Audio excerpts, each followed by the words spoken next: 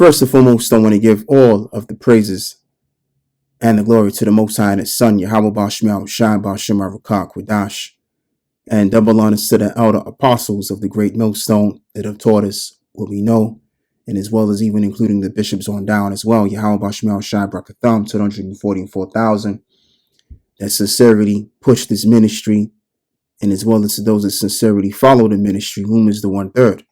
And it's your brother Laban. And what I want to speak about is this chaotic scene in regards to these horses running rapid without no control. And these are military horses, by the way, horses that are supposed to be well ordered.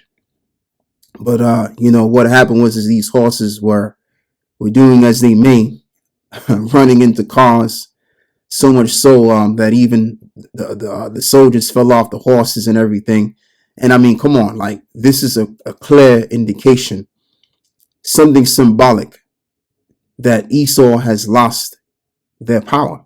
As we know that a horse represents power, right? Even in all cultures, this has been, expressed. In many cultures, horses have long been revered symbols of power, strength, and freedom, right? And this is referring to dreams, but the point is still made.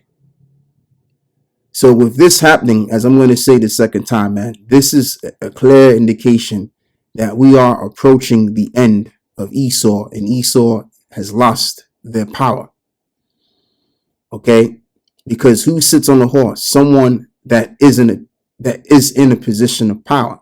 Hence you have the term horse power, right? Because back in the day, royal people would be sitting or let me just say well-to-do people would be sitting in carriages that the horses would pull. All right. So if they were sitting on the carriages, they were sitting on top of the horse. Now, when you watch that film Django Unchained with Jamie Foxx and Samuel Jackson and Leonardo DiCaprio, right? What did Samuel Jackson say to Jamie Foxx on that horse? He said something to the equivalent of, "Why is a nigga on that nag?" Something like that. Something to the equivalent of that, he said. A slave was not on the level of riding a horse, period. All right? If you rode a horse, it's really because you were a very well-to-do individual, right? Which, again, horses represents you being in a preeminent state. Just to simply put it, once again, power. Okay, so when you have these horses running rapid in the city of London, which, by the way, London is a very important part around the world because, for one, let's begin with what happened to our ancestors. Our ancestors were sold as slaves, and it was all to do with the discussions that was had down in London primarily, right? Which is an area in England. You have different various places in England.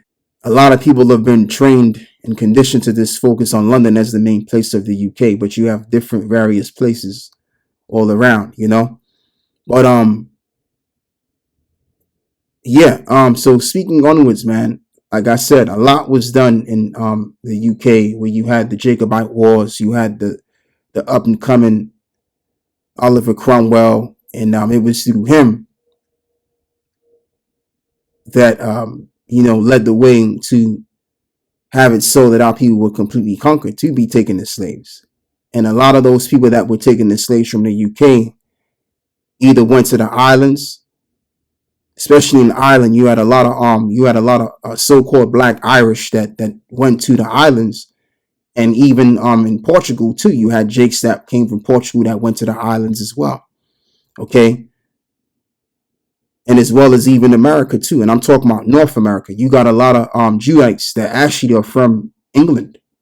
Okay. There's a lot of history on that. And they don't talk about that. That's not really in the mainstream, curriculums in school. They don't teach you that because, they don't want to teach the real history, but they rather want to teach you the history that we all came from Africa, because it suits the narrative best. This Darwinistic, evolution garbage that they've been pushing for all these years. That dark-skinned people, Negro people, come from the sub-Saharan region of the world because you're closer to the equator, it's more hotter. But they won't teach you the reality of history, that people throughout the ages have been traveling to and fro. All right. Now you got some nations that have stayed in the same spot for millenniums, but a reasonable amount of people have traveled all around. I mean, come on, if we're traveling right now, would we have traveled back then? Of course. As the scripture says, there's no new thing under the sun saying that it's new. It have already been of old time. All right. So Esau would like to have you believe that, oh, all of you Negroes are just from Africa. No. A lot of jigs came from Europe to be brought as slaves to the New World. Okay. So that's all I'm saying. So now let's read this. Princess Anne in hospital with concussion after being kicked by a horse. Princess Royal was injured in an incident at her Gloucestershire estate on Sunday evening, Palace says. Princess Anne is in hospital after suffering minor injuries at her head and a concussion after it is believed she was kicked by a horse on her Gatcombe Park estate, if I'm pronouncing that correctly. So that's all I need to read. And by the way, just to mention as well, this has never ever happened in my years of being on this earth, of hearing that something like this has happened to the royals, them getting into car accidents again. That's another clear indication that something is wrong there. All right. But once again, they're losing their grip on their power. That's the point of this video that I'm doing right here. You know, now let's read the book of Psalm 62 and verse 11. For the Most High have spoken once, twice have I heard this, that power belongeth unto the Heavenly Father. Absolutely. And it's the Lord that grants power unto men. And the Lord have pretty much saved the best for last. He's given these other nations the power to rule in their time, to fulfill the prophecy of Daniel. And as it is written, time and chance happen to them all. So in the time of the end, guess what? We're going to have our time to shine in the sun. And this time, the sun is going to remain to shine upon us. All right? The sun won't go down upon us. Sirach chapter 10 and verse 4. The power of the earth is in the hand of the Lord, and in due time he will set over it one that is profitable. Right? So if power belongeth unto the Lord, then of course it's going to belong unto his sons. That is profitable. Why would they be profitable? Because they're going to be teaching his doctrine. And this is how we will be the city of peace, because we're going to be teaching his peace, which is really what the term Yerushalayim means. It means the teaching of peace. Yerah meaning to teach, and Shalom meaning peace. And that's going to be played out in the book of Isaiah, chapter 2, verse 1 to verse 4. The word that Isaiah, the son of Amos, saw concerning Judah and Jerusalem. And it shall come to pass in the last days that the mountain of the Lord's house shall be established in the top of the mountains above all of the nations, and shall be exalted above the hills, and all nations shall flow unto it. And many people shall go and say, come ye and let us go up to the mountain of the Lord Yahweh, to the house of the Most High of Jacob. And he will teach us of his ways, and we will walk in his paths. For out of Zion shall go forth the law and the word of the Lord from Jerusalem. And he shall judge among the nations, and shall rebuke many people, and they shall beat their swords into plowshares and their spears into pruning hooks, and nations shall not lift up sword against nation, neither shall they learn war anymore. Yeah, so as this reads, it says that we're going to rebuke many people. So we're going to have to beat these nations into submission, just like how you beat a horse to be in order. We're going to have to beat these nations into submission, and therefore they will be subjects unto us, and they will learn of our ways, therefore bringing the peace on the earth. And this is all going to happen when the Israelites return back to the earth. The real Israelites, if I didn't say that. All right. And Yerushalayim, as we are going to be, we're going to live up to that name. Which, when you really read Isaiah chapter 2, this is the Yerushalayim scripture. When you think about it, primarily from verse 1 to verse 4. Okay, because these nations, once we teach the law, statutes, and commandments to them, it's just going to be peace. All right, it ain't going to be the confusion that we have right now with Esau being in the rulership. As it is also written that when the wicked bear rule, the people mourn, but when the righteous are in authority, the people are going to rejoice. So even though we're going to be beating these nations down, but at the very end of the deal, these nations will rejoice under our rule, because they're going to realize that the rulership that they had before, which was under Esau, was miserable. All right. So yeah, we're going to kick their ass, but guess what? They're going to enjoy life. Even they're going to be blessed under us. Okay. And they're going to want to learn more and more of what we got to say, because it's going to be a benefit to them, and we're going to be a benefit to the planet Earth, and including their lives. All right. So that's all I have to say right there. And all of this is going to happen in due time. Once again, verse 4 in Sirach, chapter 10. The power of the earth is in the hand of the Lord, and in due time he will set over it one that is profitable. So we are the people of the Lord, and the Lord have chosen us unto himself. And we're going to be demonstrating the ways of him. And this will happen in due time. And when it's going to be that due time, let's read this. 1 Corinthians 15 and verse 24. Then cometh the end, when he shall have delivered up the kingdom to the Most High. Who's this? Yahushai. Yahushai is going to be the one to deliver the kingdom unto his Father in heaven. Even the Father, when he shall have put down all rule and all authority and power, for he must reign until he have put all enemies under his feet. And this is further explained in Daniel chapter 2, right? When the stone that which was cut without hand, if I'm correct, it destroyed all of that which was made of the statue, which represents all of the empires which came before the kingdom of heaven. All right. So going back over here with these horses running rapid and going crazy is an indication that Esau has lost their power. And we just had something like this a while ago happen. We had a black and a white horse that was running, knocking into cars the same way. And now we have this scenario happening, which is very similar. Again, indicating that Esau is about to lose their power. And that power is going to be given unto the hands of the saints, where it belongs. Okay? As it is written, riches. How can I really put this, man? If I can't quote it, I'm going to read it.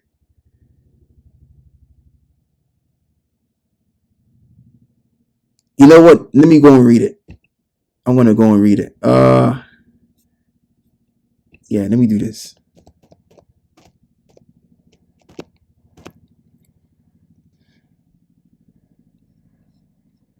Yeah, so the Apocrypha. Yeah, this is it right here. It was actually right inside the same chapter. You know what? Let me do this. Let's go back over here. Verse 5. In the hand of the Most High is the prosperity of man, and upon the persons of the scribe shall he lay his honor. Bear not hatred to thy neighbor for every wrong, and do nothing at all by injurious practices. Pride is hateful before the Most High and man, and by both do of one commit iniquity, as Esau has been doing for the past 250 years since they've been in the power seat complete. And so the Lord is going to show them why one shouldn't be proud. As it is written, pride was not made for men, but only the Creator, because of unrighteous dealings, injuries, and riches got by deceit. The kingdom is translated from one people to another. And the reason why I said for the past 250 years, because you got to remember, prior before that, Esau was putting in a lot of work before he came into the power seat. All right. So right around the 1800s, Esau was already in their high. They've reached their, they've reached completion of doing what they had to do and conquering all of these nations, our people, from the so-called Negroes to the so-called Native American Indians. Okay. If you get what I'm saying. But yeah, what's going to be had is that the kingdom, and as well as riches which is got by deceit, will be translated from one people to another people. And also, as it reads in the book of Daniel, the 7th chapter, right, where it reads that the saints shall take the kingdom and possess it forever and ever. So there you go. So now let's go and read the book of Revelations. But before I go there, what I want to do is I want to bring this back, because I thought I had it on deck. The Roosevelt statue, where you had the so-called North American Indian on the other side and the so-called Negro on the other side, statue, right, in New York. And they took it down because Jake was waking up to that image, or to do with us, of course. So yeah, this right here very well tells what's really been had, which goes into the book of Revelations, the 20th chapter, right? And I saw an angel come down from heaven, having the key of the bottomless pit and a great chain in his hand. And he laid hold on the dragon, that old serpent, which is the devil and Satan, and bound him 1,000 years. So in other words, we had this devil under us for 1,000 years, a little over 1,000 years. When you go into the history from the Council of Nicaea, that's when Jake was but Jake was prominent. They've reached their pinnacle point of ruling at the time, because they got up in the powerful positions of Rome and took it over, and they changed it to something else. They were still ruling on the Roman customs, but then eventually it graduated into Christianity, which the Christianity that he was going with by the church fathers that founded his religion, which was the Council of Nicaea. All right, 325 AD. So from that time, Jake was triumphing more over these devils from that time and onwards to 1,000 years. So right around that period of the 13 plus hundred, you had the bubonic plague, which I believe the Amalekites were responsible for that. And, which wiped out a lot of our people, man. I think it's either called the bubonic plague or the Black Death. Hence, you got to think, why is it called the Black Death? Because they killed a lot of so-called black people that were over them. Okay? And in the 1400s, you want to talk about the Renaissance period, where you had, what's the guy's name, man?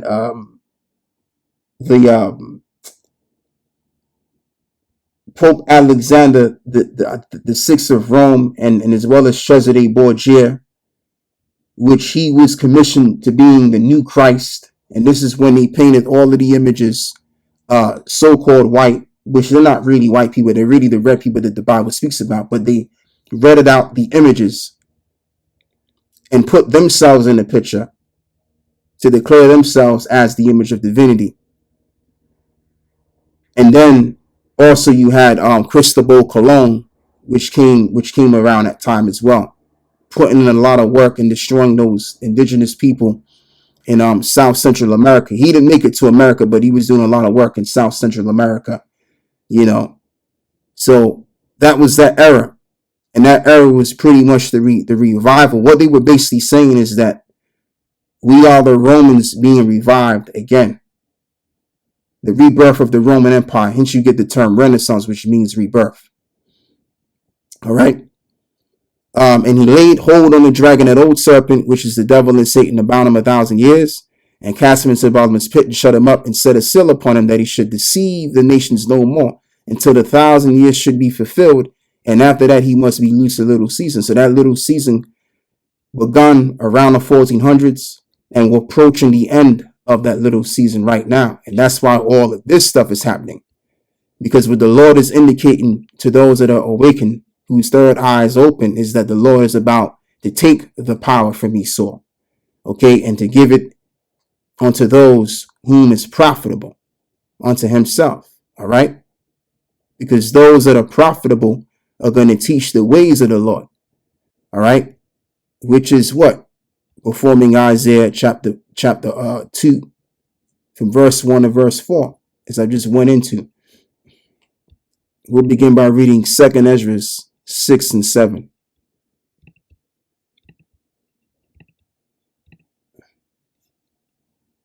Then answered I and said, what shall be the parting asunder of the times?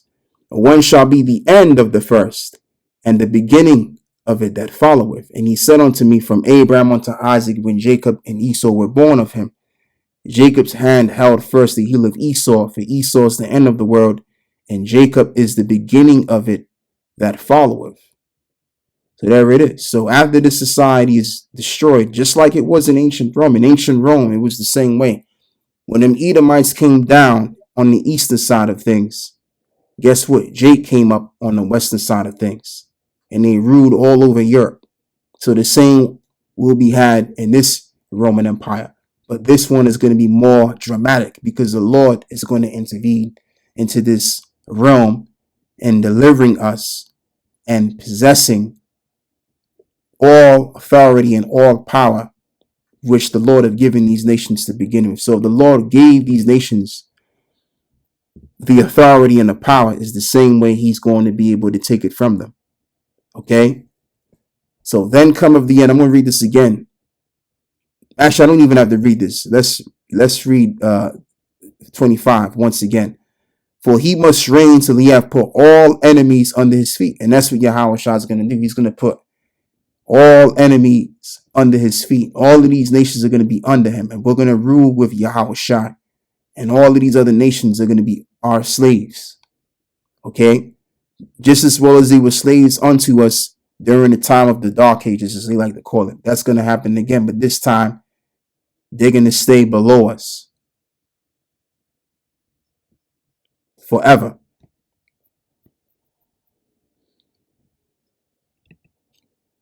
Job 14 and verse 5. Seeing his days are determined, and the number of his months are with thee. Thou hast appointed his bounds that he cannot pass, as well as it is written in the book of Job 20 and 7. I think it's either verse 4 or verse 7, where it reads that the striving of the wicked is short, and the joy of the hypocrite is but for a moment. Again, Revelations 20 and verse, I think it's 3, where it reads that the dragon, which is known as the devil and Satan, will be loosed in his little season. So once again, this is what this represents.